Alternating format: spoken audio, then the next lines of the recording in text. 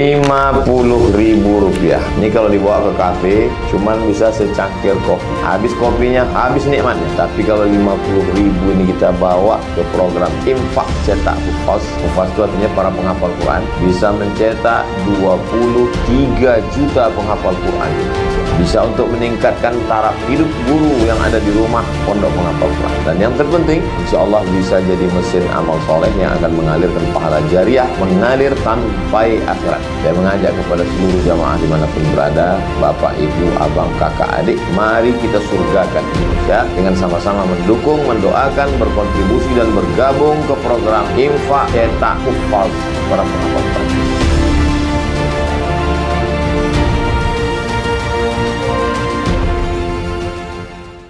Assalamualaikum warahmatullahi wabarakatuh. Alhamdulillah wassalatu wassalamu ala rasulillah wa ala alihi wa sahbihi wa man tabi'ahu wa mawalah. Bapak, ibu, abang, kakak, adik, sahabat hijrah bersama Ustaz Abdul Somad, selalu dalam keadaan sehat walafiat, istiqomah, iman dan Islam, diberikan kebaikan dunia akhirat. Bang Alvin Firdaus beserta seluruh tim yang ada di Pontianak, juga tim yang ada di Pekanbaru Riau, mudah-mudahan kita semua selalu dalam lindungan Allah Subhanahu wa taala. Amin ya rabbal alamin. Kajian kita malam ini yang akan kita bahas adalah bagaimana pelajaran iktibar yang dapat kita ambil dari kisah Nabi Ayyub alaihi salam. Saya ringkaskan dalam 7 poin. Poin yang pertama, nama Nabi Ayyub itu sendiri. Ayyub menurut para ahli artinya ar-raji'u ilallah, orang yang kembali kepada Allah. At-taibu ilallah, taba yatubu tauban, raja'a yarji'u ruju'an, raji', orang yang kembali kepada Allah Subhanahu wa taala. Dalam hidup ini kita selalu mengembalikan sesuatu kepada Allah. Inna lillah wa inna ilaihi raji'un. Zahibun ila rabbi sayahdin, saya akan kembali kepada Allah. Orang yang tidak tahu tempat kembali, dia bingung mau pulang kemana. Orang yang tahu kampungnya, jelas habis merantau ini saya akan pulang kampung. Jangan sampai kampung kita diambil orang, apalagi digusur kampung kita, diambil kampung kita, tak tahu mau pulang kemana. Ini kampung kita yang abadi adalah kampung akhirat, kembali kita kepada Allah Subhanahu wa ta'ala. Jadi kalau ada orang mengatakan apalah arti sebuah nama, dalam nama adalah doa, dalam nama adalah makna, dalam nama Muhammad, orang yang terpuji, akhlaknya terpuji, namanya terpuji, kepribadiannya terpuji. Ayyub, orang yang kembali kepada Allah Subhanahu wa ta'ala, di saat senang maupun susah, di saat lapang maupun sempit, di saat gundah gulana.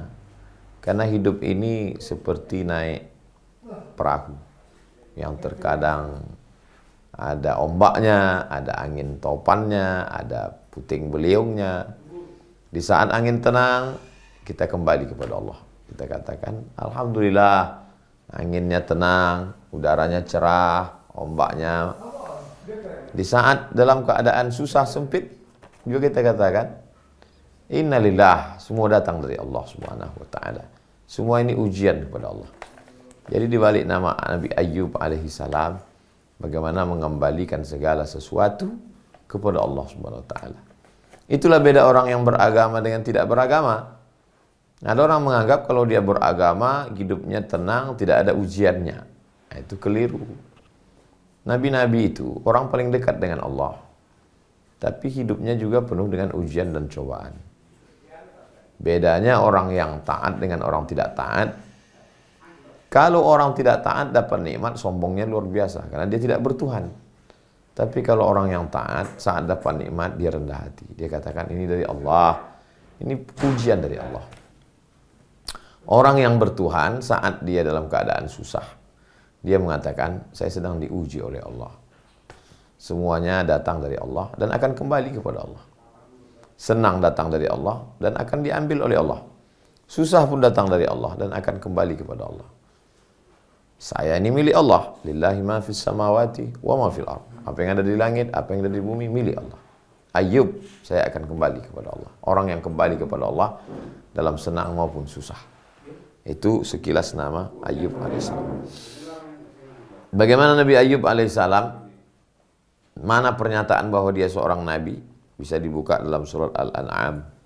A'udzubillahi minasyaitonirrajim.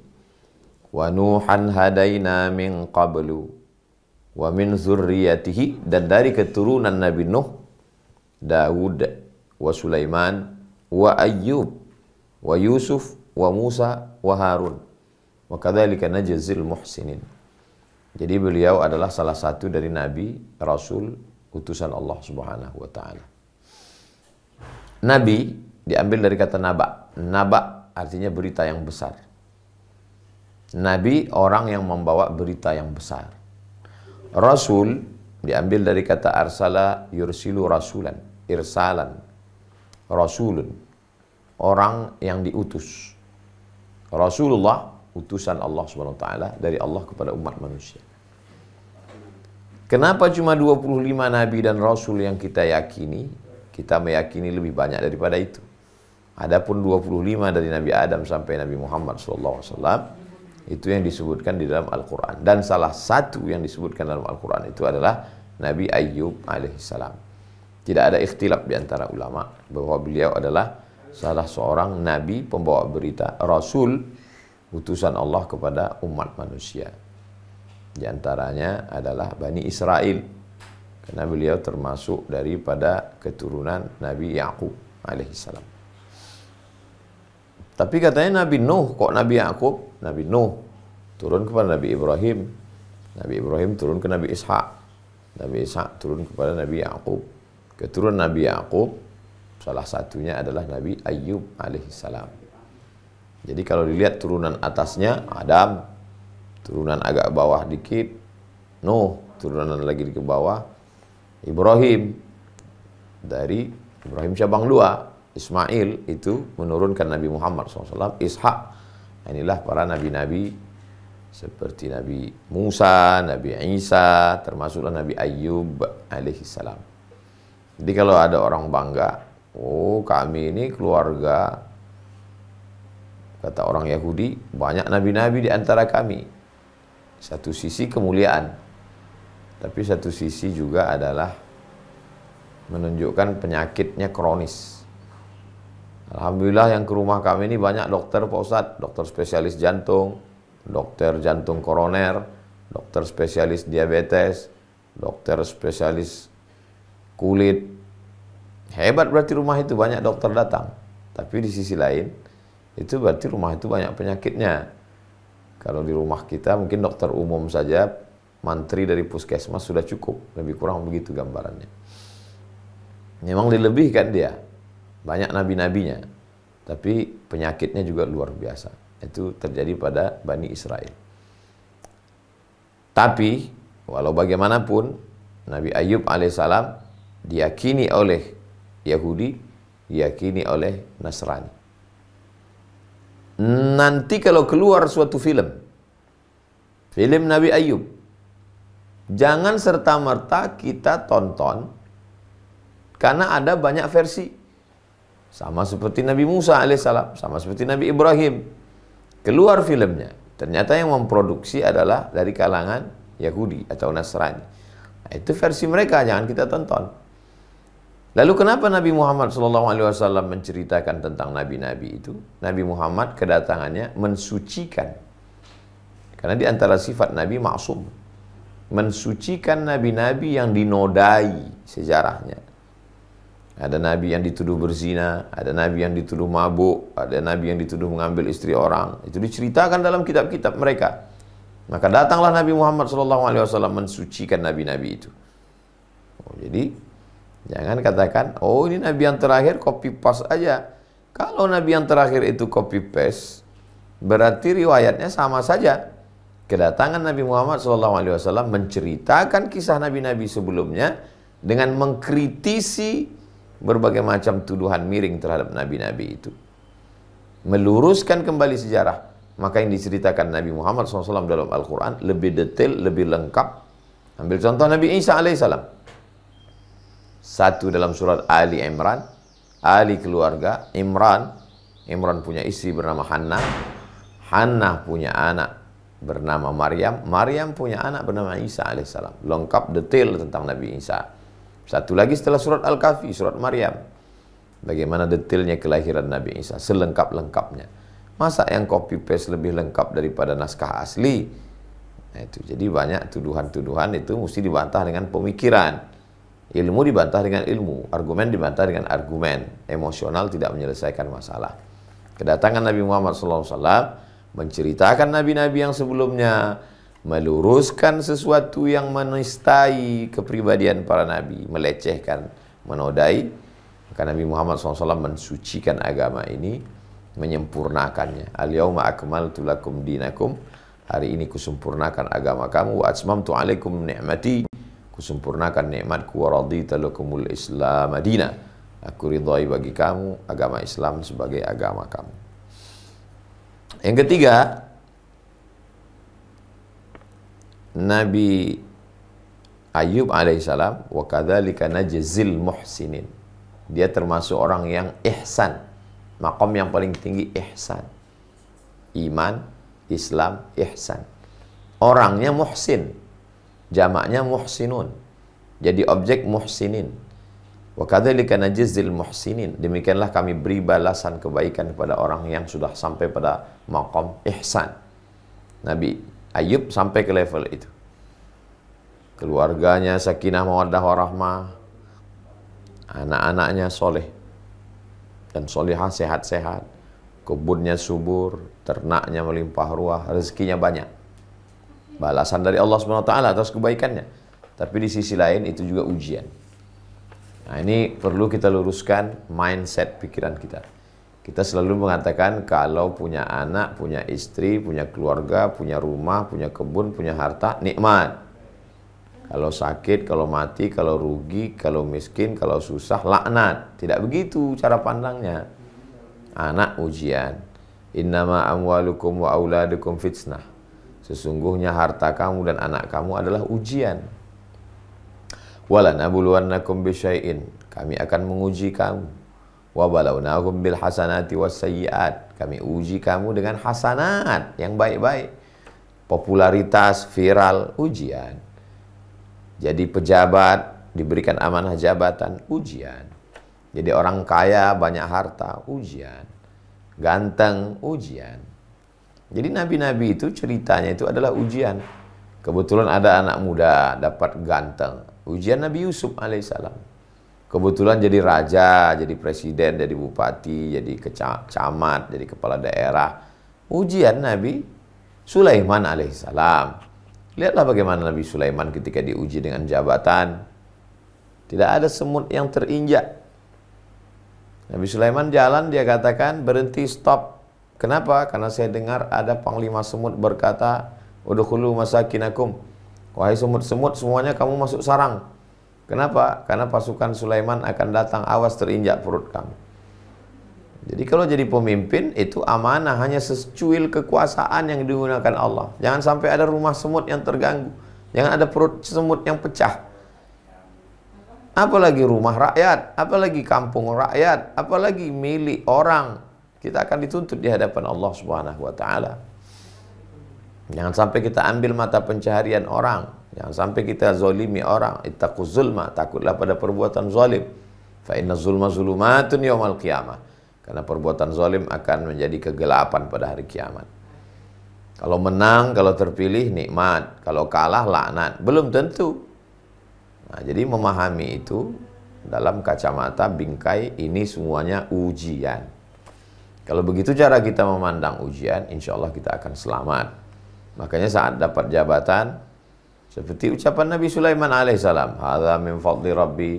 Ini adalah karunia dari Tuhanku, liyabluwani, untuk menguji aku. Aashkur, apakah aku akan menjadi orang yang bersyukur, am akfur, atau justru aku menjadi orang yang kufur. Maka Nabi Ayub alaihissalam ketika diuji dengan ujian yang begini, dia tetap menjadi muhsinin, orang yang ihsan. Apa itu ihsan? Anta'budallah ka'annaka tarah. Menyembah Allah seperti seakan-akan dilihat Allah.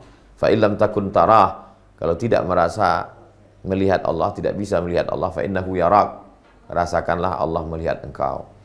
Ini anak titipan Allah, ini kebun titipan Allah, ini binatang ternak titipan Allah, ini istri titipan Allah.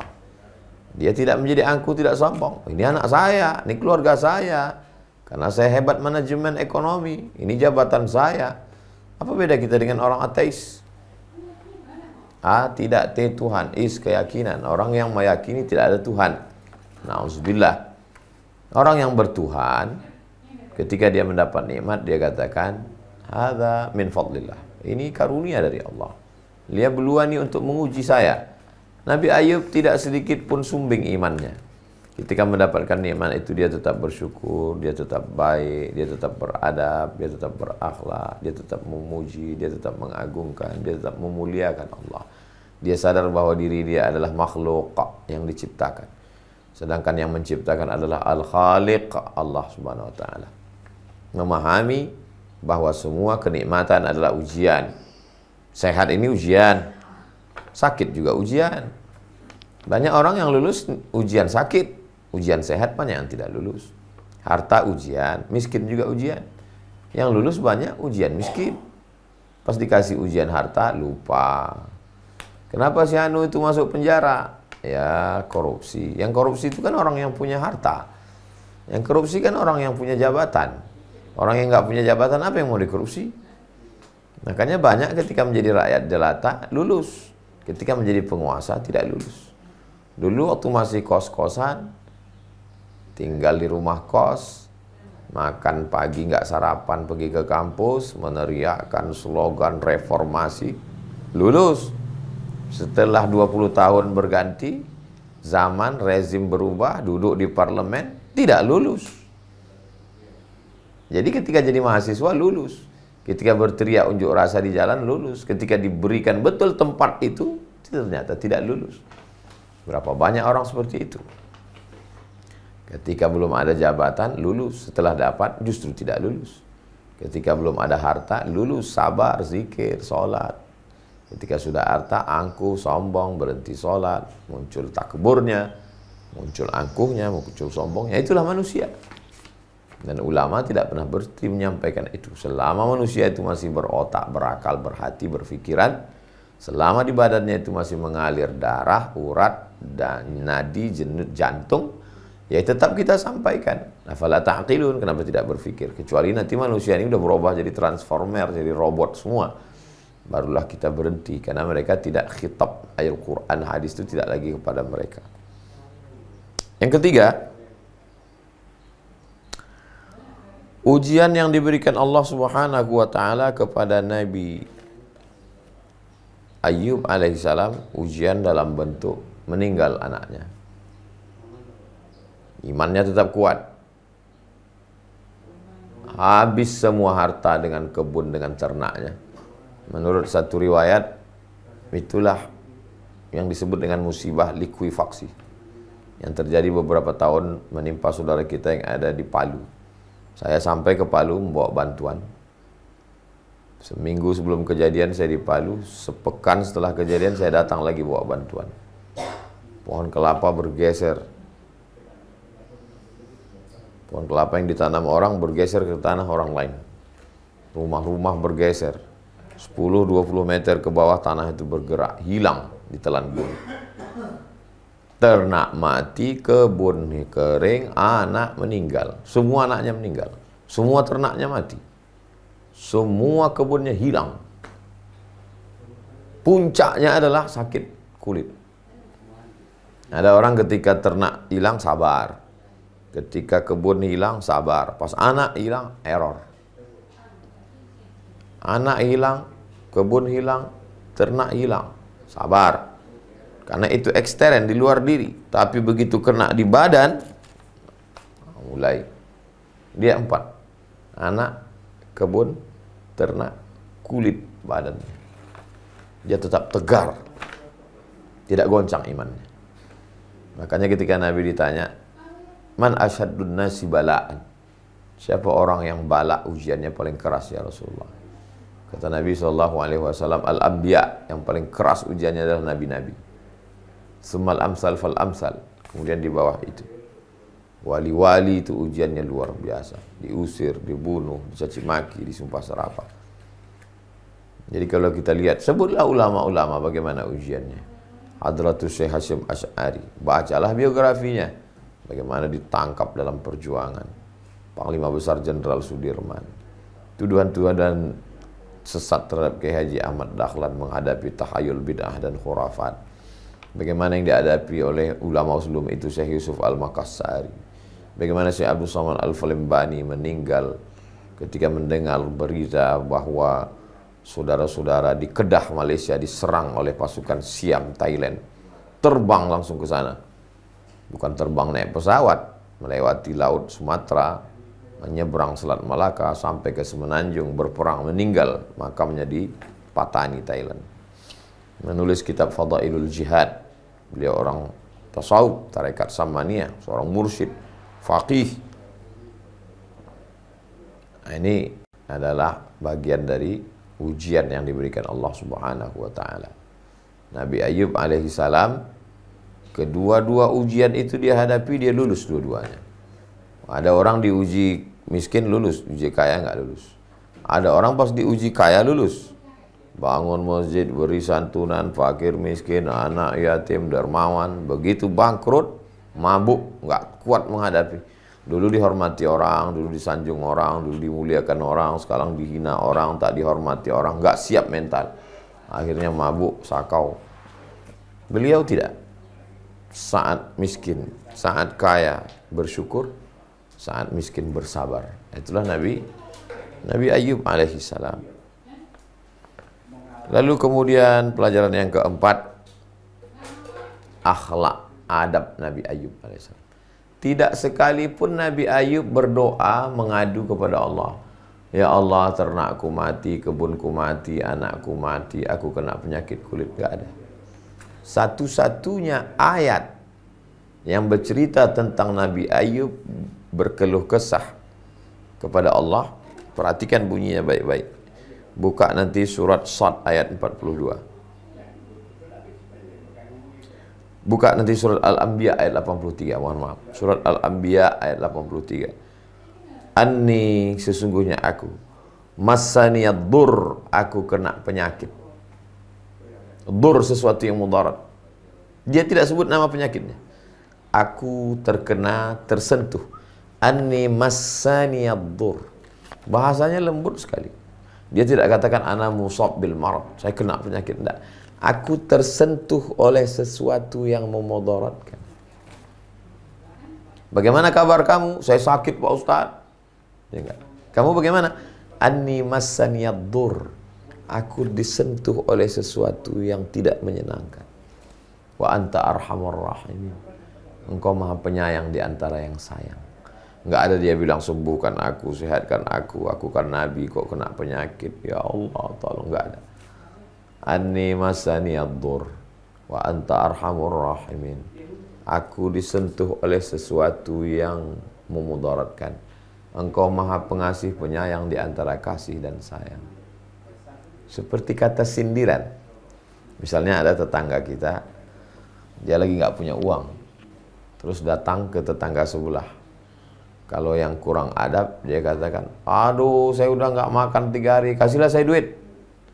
Tapi kalau orang yang lembut, saya sedang mengalami sesuatu yang tidak menyenangkan. Dan engkau adalah orang yang paling kasih dan sayang di antara semua tetangga yang ada di sini. Lembut halus. Dan tetangga yang kenal itu pun langsung merasa, oh, apa yang bisa saya bantu? Begitulah Nabi Ayub merayu Allah SWT. Rabbi anni massani ad-dur. Aku disentuh sesuatu yang memudaratkan. Maksudnya penyakit. Wa anta arhamur rahimin. Engkau maha pengasih, maha penyayang. Engkau di antara yang paling sayang. Orang tua sayang, anak sayang, tapi engkau paling penyayang. Semuanya kasih. Engkau yang paling kasih dan sayang. Maka ini bagus sekali dibaca ketika kita sedang sakit. Anni massaniyad durru wa anta arhamur rahimin. Anni massaniyad durru wa anta arhamur rahimin. Anni massaniyad durru wa anta arhamur rahimin. Yang kelima, Nabi Ayub alaihissalam diberikan Allah Subhanahu wa taala jawaban. Bagaimana seorang laki-laki jatuh cinta dengan perempuan, mengirimkan surat pendek, suratnya itu direspon. Oh, itu luar biasa itu. Mimpi kita ketemu Habib, orang yang selama ini ingin kita ketemu, itu seakan-akan direspon gitu. Keinginan kita itu direspon. Atau kita menzikirkan suatu doa, tiba-tiba malam itu kita mimpi, itu senangnya luar biasa. Kenapa? Karena ada respon. Saya dari dulu selalu membaca Bismillahilladzi la yadurru ma'asmihi syai'un fil ardi wala fis sama. Bismillahilladzi la yadurru ma'asmihi syai'un fil ardi wala fis sama. Saya yakin doa itu mustajab, karena doa itu dari Allah, dari Rasulullah SAW. Sampaikan dari guru-guru sampai ke kita. Sampai suatu malam saya tidur, bangunnya mimpi. Setelah bangun saya sadar, dalam tidur itu saya sedang dikejar orang. Orang kafir mengejar saya. Dikejar-kejarnya, saya bawa golok panjang. Saya cabut golok saya tebaskan ke kepala. Orang yang mengejar saya itu gundul, botak. Saya tebaskan ke kepalanya, seperti menebas besi. Besi ketemu dengan besi, ting, ting. Kepalanya nggak apa-apa. Sampai akhirnya saya bacakan Bismillahilladzi la yadurru ma'asmihi syai'un fil ardi wala fis sama' wa huwa samiul alim. Pus, berdarah kepalanya. Saya bacakan lagi Bismillahilladzi la yadurru ma'asmihi syai'un fil ardi wala fis sama' wa huwa samiul alim. Berdarah kepalanya. Bismillahilladzi la yadurru ma'asmihi syai'un fil ardi wala fis sama' wa huwa samiul alim. Berdarah kepalanya, dia tumbang jatuh. Saya terbangun. Begitu dahsyatnya doa Bismillahilladzi la yadurru ma'asmihi syai'un. Orang yang kebal, yang nggak mempan kena pedang, kalau dibacakan itu pecah juga kepalanya, luka. Mimpi itu sangat jelas, nampak saya orang itu mengejar saya, matanya, kulitnya, wajahnya, nampak saya gundulnya itu nggak mempan. Begitu setelah dibacakan Bismillahilladzi, ujung pedang itu kena ke kepalanya, berdarah dan dia tumbang jatuh. Mimpi juz'un min ajza'in nubuwah. Kenabian sudah tak ada lagi. Tapi jangan lupa Nabi Ibrahim ketika menyembelih anaknya itu melalui mimpi. Ya bunayya, wahai anakku, inni ara fil manam, aku lihat dalam mimpiku, anni azbahuka, aku menyembelih lehermu, melalui mimpi. Nabi pertama tanda-tanda kenabian itu mislu falaqis subhi, seperti waktu subuh yang terang benderang, itu melalui mimpi. Nah, jadi kalau kita sebelum tidur berwudu, berzikir, bersolawat, datang sesuatu yang itibar yang baik, respon dari Allah SWT dia kirimkan melalui mimpi. Mimpi terbagi tiga. Yang pertama, mimpi dari syaitan, namanya waswasah. Yang kedua, mimpi dari malaikat yang dikirimkan oleh Allah, namanya ilham. Mimpi yang ketiga adalah adghatsu ahlam, bunga-bunga tidur. Jadi sebelum tidur atau siang itu mikirkan sesuatu, terekam dalam bawah sadar, pas tidur dia rekamannya terulang lagi. Makanya pikirkanlah yang baik, ucapkanlah yang baik, renungkanlah yang baik, supaya terbawa ke dalam tidur juga yang baik-baik. Nabi Ayub, respon yang diberikan Allah langsung, apa kata Allah? Urkut birijlika, injakkan kakimu, tumitmu ke tanah. Hadza mughtasalun, memancar air. Mughtasalun, engkau mandi di situ. Baridun, airnya sejuk dingin. Wasyarabun, diminum. Dimandikan airnya, lalu kemudian diminum. Sehat walafiat. Nabi Ayub kembali semula, kulit-kulitnya semua sehat walafiat. Dan yang paling setia menemaninya adalah istrinya, Rahmah. Makanya di antara doa Pak Kuas setelah akad nikah, Allahumma arham bainahuma kama rahimta baina Ayyub wa Rahmah. Ya Allah, buat dua pasangan laki-laki perempuan yang baru menikah ini memiliki kasih sayang sebagaimana kasih sayang Nabi Ayub dan Siti Rahmah. Makanya kesabaran yang paling puncak adalah sabar Ayub. Orang selalu mengatakan isbir sabr Ayub. Sabar ya, sesabarnya Nabi Ayub. Puncak kesabaran. Yang keenam, ada satu icon. Icon. Mesin cuci, ini deterjen, ini air minum, ini. Sepeda motor, ini. Saya nggak sebut mereknya. Dia jadi ikon. Penguasa, Daud, Sulaiman. Ganteng, Nabi Yusuf alaihissalam. Sabar, ridha, Nabi Ayub alaihissalam. Jadi keridhaan Nabi Ayub itu luar biasa. Bagaimana dia sabarnya. Sabar saat kaya, sabar saat miskin. Sabar saat kaya, menahan tamak untuk berbagi harta. Sabar saat miskin, menahan caci maki, sumpah serapah untuk menerima takdir Allah. Sabar saat berkuasa, mampu menahan emosi untuk tidak membalas orang lain dengan kekuasaan. Sabar saat tidak berkuasa, tetap menguasai diri pada momen-momen perkara-perkara yang memang orang dituntut untuk memiliki kesabaran. Dan yang menjadi ikon untuk kesabaran dan keridhaan itu adalah Nabi Ayub alaihissalam. Yang terakhir, yang ketujuh, perlu kita untuk membahas kisah-kisah supaya apa? Supaya kita mengambil iktibar pelajaran. Faqsusil qasas.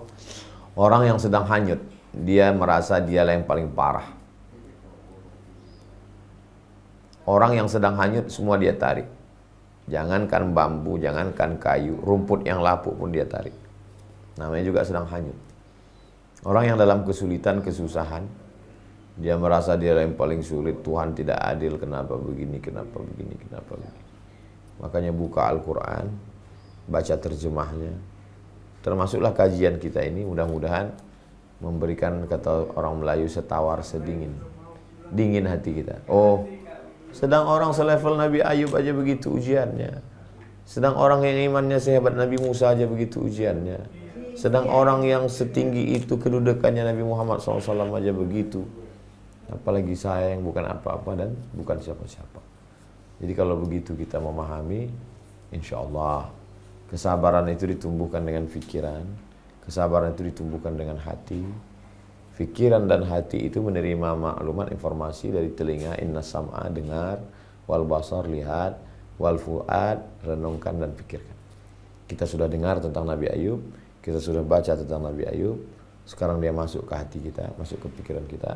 Kita menjadi orang yang lebih sabar, lebih ridha, melihat kekayaan, keberhasilan sebagai ujian, melihat kesulitan hidup juga sebagai ujian. Mudah-mudahan kita selalu diberikan kesabaran Nabi Ayub alaihissalam. Di akhir majelis mari kita sama berdoa kepada Allah. A'udzubillahi minasyaitonirrajim. Bismillahirrahmanirrahim. Alhamdulillah rabbil alamin, wassalatu wassalamu ala asyrafil anbiya'i wal mursalin wa ala alihi washabbihi ajma'in. Allahumma shalli ala sayyidina Muhammad wa ala ali sayyidina Muhammad. Assalamu alayka ya Rasulullah. Allahumma ja'alna minas sabirin, jadikan kami orang yang bersabar ketika kau uji dengan kesulitan. Wa ja'alna minas syakirin, jadikan kami orang bersyukur ketika kau uji dengan kenikmatan. Allahumma syrah sudurana, lapangkan hati kami menerima semua yang sudah kau tetapkan. Allahumma ja'alna radina liqada'ik, jadikan kami orang yang ridha menerima segala takdir ketetapanmu yang sudah tertulis di Lauhul Mahfuz ya Allah. Wa ja'alna sabirin, jadikan kami sabar. Wa ja'alna syakirin, jadikan kami syukur. Wa ja'alna minal mukhlasin, jadikan kami termasuk orang-orang yang diikhlaskan, dijadikan Allah sebagai orang yang ikhlas. Rabbana taqabbal minna, terima segala amal kami, wa tub alaina, terima taubat kami. Rabbana fir lana dzunubana, ampunkan dosa kami, wa li abaina, ayah kami, wa li ummahatina, ibu kami, wa li azwajina, pasangan hidup kami, wa li dzurriyyatina, anak cucu keturunan kami, wa liman ahsana ilaina, orang-orang yang berbuat baik pada kami. Rabbana atina fid dunya hasanah wa fil akhirati hasanah wa qina adzabannar.